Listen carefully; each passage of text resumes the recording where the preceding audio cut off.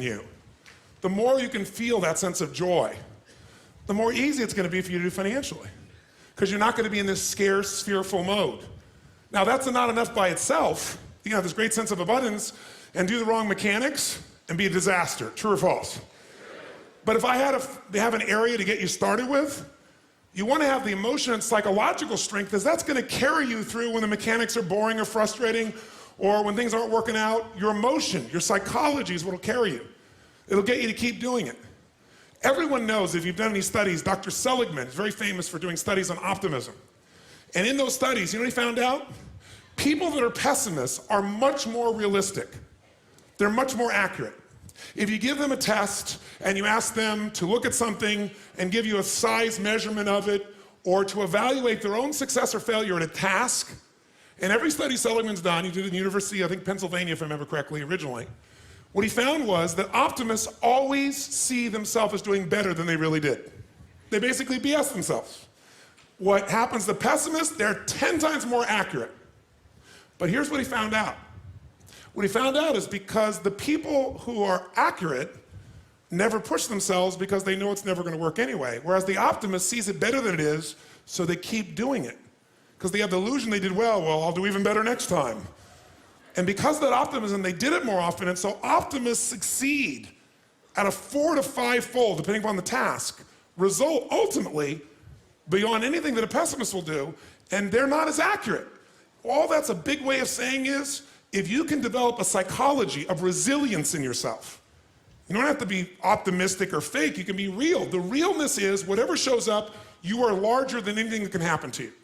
You are larger than any financial challenge you could ever face. Initially, we'll say, well, look at their houses, look at their homes, and they don't really have electricity, they don't have this, but they don't feel poor. It's your identity. The way you define the wealth determines whether you're wealthy or not.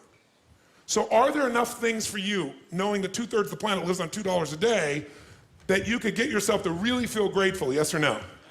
How much of your life do you get benefits from today that you never had to create? Think about it.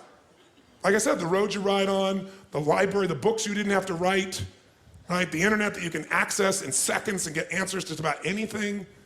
The people in your life that you didn't have to raise, but are there for you. Think about all the different aspects of your life. If you want to be wealthy, all you have to do is associate. So before we do the financial part, because financial independence is different than wealth. Wealth is that state of mind. Financial independence is being in that position where you don't ever have to work again. That if you work, you do it because you really want to. Now, I'll give you a clue. If you get financially independent and you don't work, you'll be miserable. I can't tell you how many friends I have that sold their company, made $50 million. One man made almost $1 billion and was really excited for a while. But after a while, it was like bored. His vehicle of his business gave him a sense of contribution, and he was always growing, figuring out how to solve problems, and he had all the people he was connected to in the business, all the employees and friends and associates. So I want to tell you, I'm not just saying this as some little positive thinking technique. I'm telling you, this is the secret, the real secret, to shift it inside of you and to add the real value. Most people are trying to pursue something in the future that they already have. I want you to think of what it is you think you want that will make you wealthy or financially free. By defining the game in a winnable way.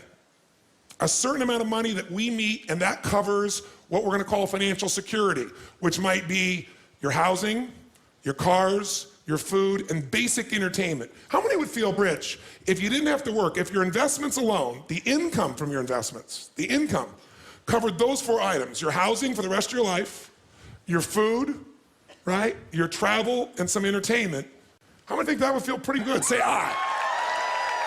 And by the way, that number is way smaller than what most of you think of when you think about being financially independent, which is everything covered without working. So why not get the first one down pat? And you're going to know exactly what that number is for you and what it's going to take for that number where you don't have to work to meet it. Then we can look at financial independence, where you don't have to work and everything is covered. Then we go to financial freedom. You don't have to work and everything you can think of is covered. Anything you ever want to do for yourself or others, those you want to give. That's a different level, isn't it? And most people think of financial freedom, they come up with this gigantic number that if you even figured out everything you want, it's nowhere near as big as you think.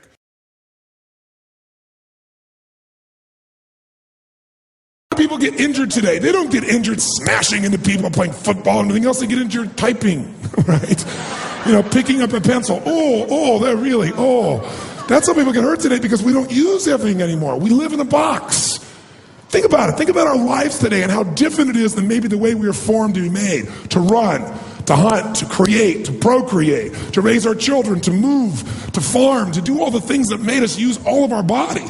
Today, what do? You wake up and you have this box life. You have a box breakfast, right? You get in your box car, you drive to your box office, you load up a box elevator. You don't use the stairs, of course, right? You go to your box office where you type on a box, talk on a box, right? Go into a box room for meetings, right? Sure enough, got a little box you can type on, listen to music on, box, have your box lunch, drive your box home, or get in the train or subway, and another box home, get home to your box, and then turn on the box, type on a box, message on a box, and maybe go get a cylinder to change your state, right? Maybe. And most people's idea of exercise in our society today is fill the tub, pull the plug, and fight the current. That's the world we live in today. And so it's not hard to figure out why we're getting fat and why we're feeling kind of tired and why we're building up acid in our system, consuming foods that have nothing alive in them anymore, where everything is denurtured and everything is chemicalized or radiated. So it can feel overwhelming. But I think if we got back to our common sense and if we were really committed, we can make it all work. And what I'm trying to say to you is really simply this morning. I'm going to take the morning and not talk to you about how to do this. We're going to figure out why to. Because 80% of success in anything is psychology and 20% is mechanics. It's the beliefs you have that are guiding your decisions. Listen, if you make a different decision, will you take different actions? Yes or no? Yes. If you take different actions, will you get different results? Yes or no? Yes. So this day is about some new decisions. Some decisions about what you're going to believe about health and energy, how important it's going to be from you from now on. What's going to be a must for you versus a should for you. And it's not going to be a day about giving everything up. So those of you who stop breathing while I'm talking about that, I'll give you a little clue. When I'm doing things that are healthy, I enjoy being healthy because it doesn't feel like I haven't do this. It's because I'm choosing to.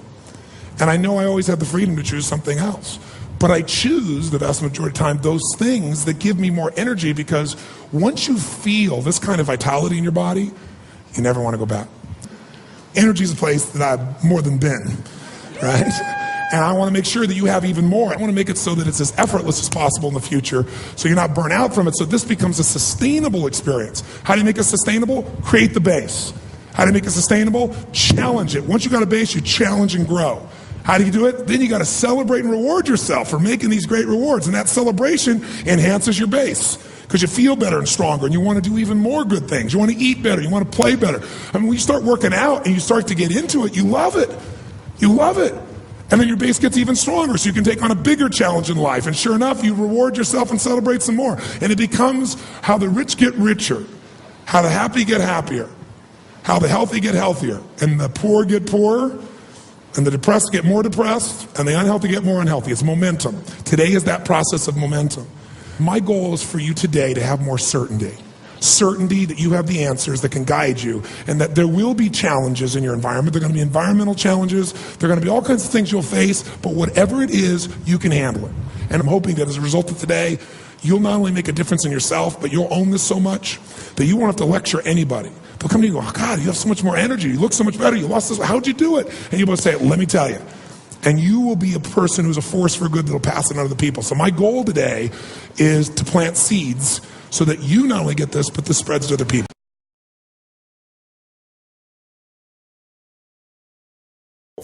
We want to create a system that allows you to succeed in both areas, life and your enterprise. So what I want to really make sure that comes out of this is an evaluation of what your real gifts are that are going to fulfill you. Because many of you are living a script around your life that involves having an enterprise when really that may not be your true nature. That's not to say you can't do it. It just means you can do it and you'll be stressed out of your life, stressed out of your mind. And so one of the things we want to find out is how much of that is natural as a problem, how much of that is maybe unnatural. Unnatural meaning You're having problems right now that you shouldn't be having at this stage of development. The most important element is for you to be able to do this, to be able to establish, most importantly, where you really are in your life today. Where are you? And where do you really want to go? What's going to create this extraordinary life? Because some of you right now, if you continue the direction you're going, are going to be successful and unfulfilled, unhappy, and stressed. Because once we get, into a dream, then that dream starts to take on a life of its own. It gives us juice, it gives us energy. But how many of you ever got the dream, achieved your goal, and then thought, is this all there is? How many of you have this experience? Say, aye. That's more painful than not even achieving it. Because now you've done everything, you've worked it out, and you're successful, and you're not happy. So for some of you, you're going to need to take a look at that. Michael Gerber, the guy that wrote the E-Myth, talks about why so many young businesses fail. And one of the things he says is most people are not really entrepreneurs, but they think that's what they should be. They think that's the sexy thing, that's the most attractive thing, that's the best answer. And what I say to you is, you got to separate the vehicle from the outcome. What is it that's going to truly fulfill you? What is it that's going to give you that extraordinary life? What's going to make things magnificent on your terms, not somebody else's terms, not your father, your mother, your background? What is that really? Separate the vehicle, because there's many ways to get to that vehicle. But I'm saying sometimes you got to reevaluate what's going to really make you fulfilled. What is your gift? Are you an artist? Are you the talent that can produce something no one else produces as a skill or a product or a service or some impact? Are you incredibly good at management? You really know how to manage or lead people? Are you an extraordinary entrepreneur that can take that gigantic gut load of risk and can create the vision and attract the talent that you need and the managers and leaders? You may have all three abilities, but which one really fulfills you the most is going to be the critical question. Because we tend to want to do them all, especially in a room like this, because you're all overachievers, right? Me too. And you say, well, I can do all these. Yes, you can, but what will it do to your quality of life? See, again, the secret's going to be this.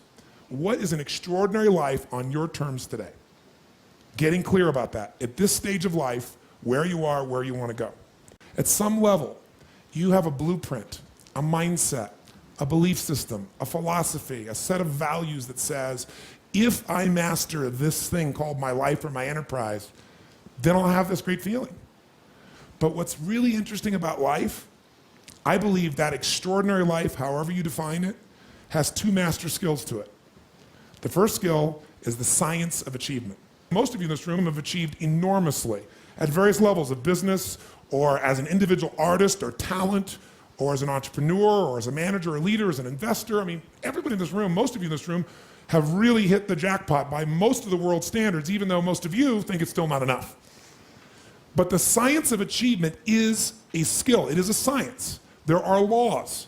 So achievement, even this course, to me, that achievement is, business is a spiritual game. That's what I believe. It's a spiritual practice.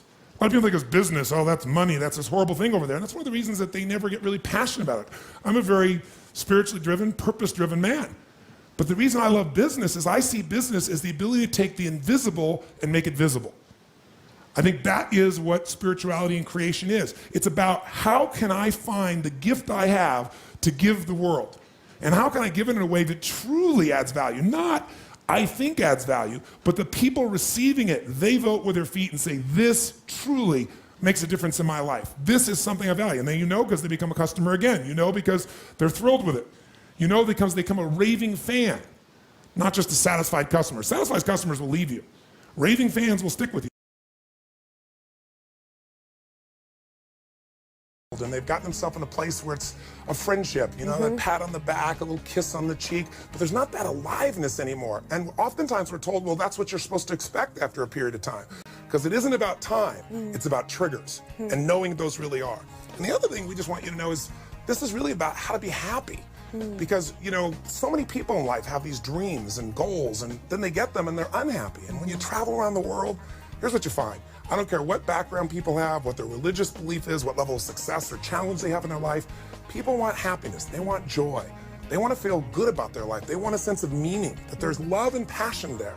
that maybe there's something in your life that you've done that you know has made a difference for someone you love. Nothing feels greater than that. And also knowing someone loves you so much, they're so passionate for you that your life has a different level of meaning.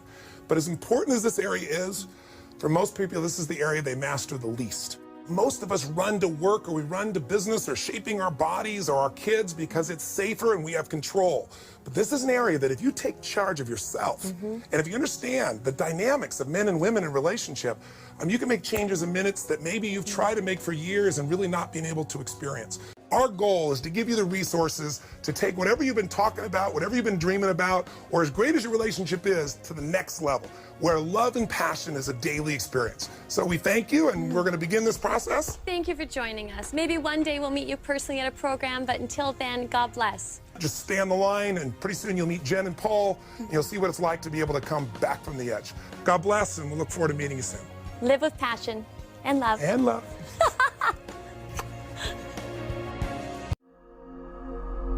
I'm sick, I'm fed up with feeling this way. It's unfair to her, it's unfair to me. You want to leave? How many good people do you know I want to be free of the pain on both sides. who have lost their marriage? You're afraid? Yes. What are you afraid of? That if I leave my wife, I'll lose my identity? You probably will. In fact, it'll be worse than that. Do you have kids? Yes. You'll feel them hating you at times. You're going to lose a lot of money, more than you think. He's going to have another guy bring up his kids. This is my wife. Paul buries himself in his work. Jennifer has such great love for her children, her sister, and her family that Paul feels 5th, 6th, or 7th place. How much love do you feel from your family? 0 to 10. 10. So you're talking about your father? No, I lost my father a year ago this week. More uncertainty, huh? You were his little baby girl. Definitely. What did he say about you? That I was perfect. That bastard told her he was perfect.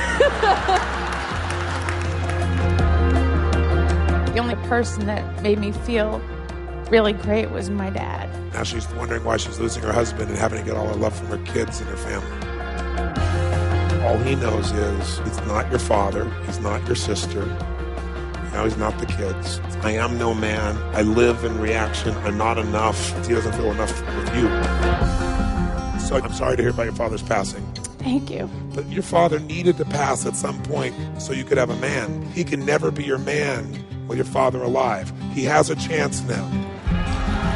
I'll tell you how to be a man. You put your fear on the shelf and love this woman with every ounce of your soul. This is the first time that we've actually gotten to the gut of what our issues are. You've gone to where certain love was, so you had to settle for a love that wasn't passionate. You also just started leaning against him. Can you feel that? Yes. I wonder what that's about. Sometimes the one you're looking for is the one already standing next to you. It just makes me melt, you know, like I feel like I'm number one.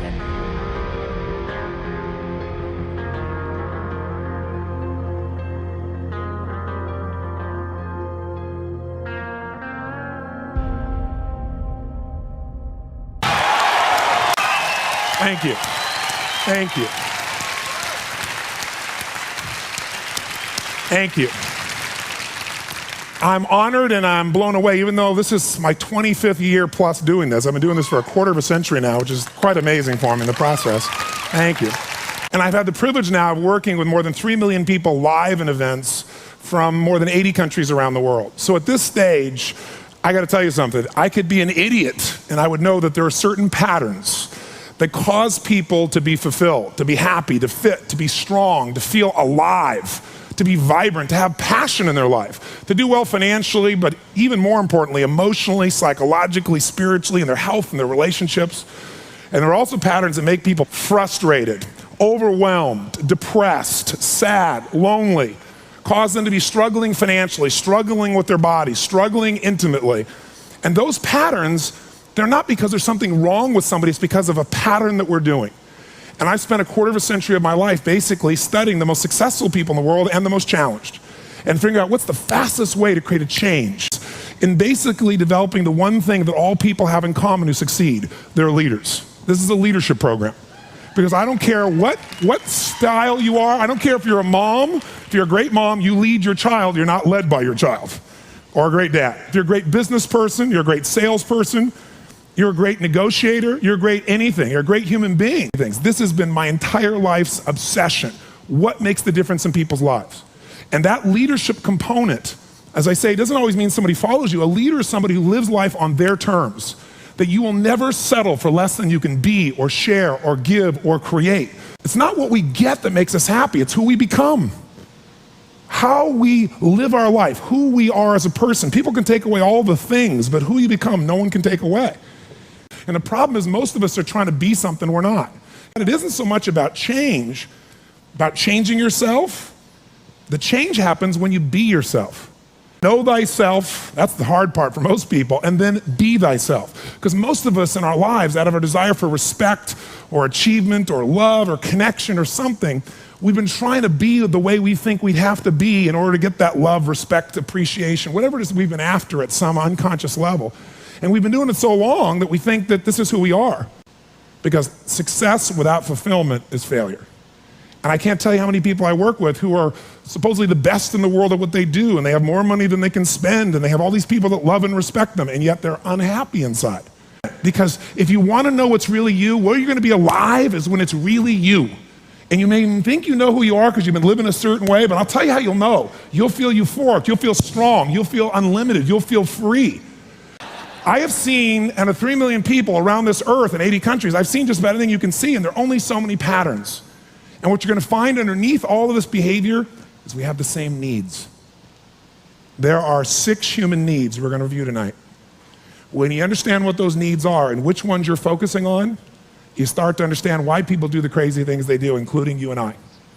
And you begin to understand, hey, there might be a better way to meet my needs, and I don't have to get caught up in this game of stress and frustration and upset, or I could really help this person I care about, because I could see what's really going on.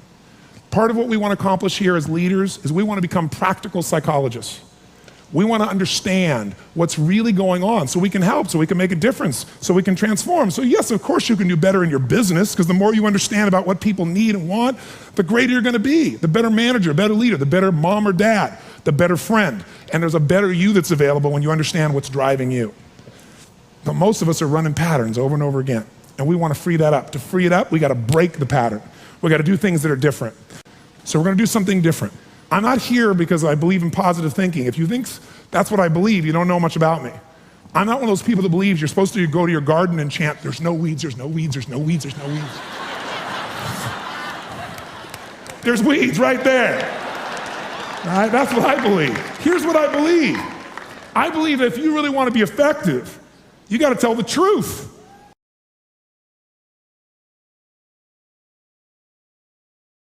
Your sense of fulfillment and joy. It's both. In order to do that, we got to change what we focus on from the question of what do I have to do to what's my outcome? What do I want? What's most important to me? What's the result I'm committed to getting? That one change will change completely how you respond in your life, because it'll change you from focusing where everyone's demanding your attention or what you're afraid of or what might give you pleasure in the moment to what's most important to you. And those, by the way, are the 3 things that get our focus. If we don't discipline ourselves, what gets our focus? Something we're afraid of, something that give us pain. What's the second thing that gets our focus if we don't pay attention? Something will give us pleasure. It's like, you know what, I'm so stressed out. Oh, that chocolate's looking good. Oh, that, I'm gonna go over to have my little coffee, my smoke a mocha doka, cream, this thing and that thing, and I'm gonna escape for a few moments. Because the focus is how to feel good. How to not feel bad, how to feel good. What's the third thing that gets your focus? Other people's demands. It's not necessarily there are more demands, it's just that we're accessible to more demands. And if you don't know what you want, and you don't know why it's a must for you to achieve it, and you don't have a plan, I can promise you something. You're gonna fit in everybody else's plan. And you're gonna wonder why you're stressed. And you're gonna wonder why I'm not fulfilled. What is time? How do you know when it's a long time, or how do you know when it's a short time? It's not because it's 10 minutes or 10 hours. How many have been in 10 hours and time flew because you loved what you're doing, didn't have any sense of time whatsoever? How many have had that experience? Say aye. How many have had 10 minutes feel like 10 years you want to kill somebody to get out of the situation? So what is time? Time is emotion. Got to remember that time is emotion. What you're really managing is emotion. Another word for that would be meaning or fulfillment. Focus is power, but you got to take it. Take it back. Take back that power. And you got to know when you do have that focus, how to chunk it, how to group it so you're not overwhelmed. Let me show you how to make it simpler. When mass information is coming at you, you get overwhelmed. Most of us are great deletion creatures. We delete most of life. Right now, there are millions of things around you could be focusing on, thinking about, giving meanings to, making decisions about what to do. Millions. And when you think about what it's going to take to do something, usually it takes a lot and you're not going to want to do it. So I'll do it when? Later. As my Australian friends would say, later. Right? And of course, the problem with doing it tomorrow is when you get to tomorrow, tomorrow is today, and tomorrow never comes. So, and you keep promising yourself. By the way, what does this do to you emotionally when you keep breaking your own promises with yourself? Or you keep failing to do things that you know are important? Does it increase your level of certainty and confidence? No. What it does is it erodes it. And when you erode confidence in one area, believe it or not, it affects the other areas too. Do you believe me on that? Don't believe me. What about your own life experience? Maybe not one area, but it starts to be multiple areas. It sure does. Another reason why somebody doesn't exercise or do anything is because they don't just chunk it too big, they chunk it in too many details. So remember this. Remember this. Change is never a matter of ability. It's always a matter of motivation. I'll say that again. Change is never a matter of ability. It's always a matter of motivation or drive, having strong enough reasons. If you got a strong enough reason, you could figure out the time, couldn't you? So the biggest part of life and time management is knowing what you want and having enough reasons to follow through. But there is one more piece. If you make enough reasons to follow through and you know what you want, but you make the task overwhelming, you'll be overwhelmed. What you focus on, you feel. What you feel, you are moved to somehow actuate. But if you only focus on what you don't want or what's stressful in your life, what you can't control, or what you screwed up on, or what you messed up on in the past, not going to get where you want to be. Chunking is power. You don't want to over-chunk where you're trying to bite the whole darn thing together. You also don't want to under-chunk where you make a million pieces of something. What is chunking? It's taking all that's coming at you and putting it into idealized size groups that your mind can handle. See, science has proven the human brain, consciously, we can only handle what they call 7 ± 2 chunks of information. It's a term that they describe in science, that human beings can only handle 7 ± 2 chunks of information at one time.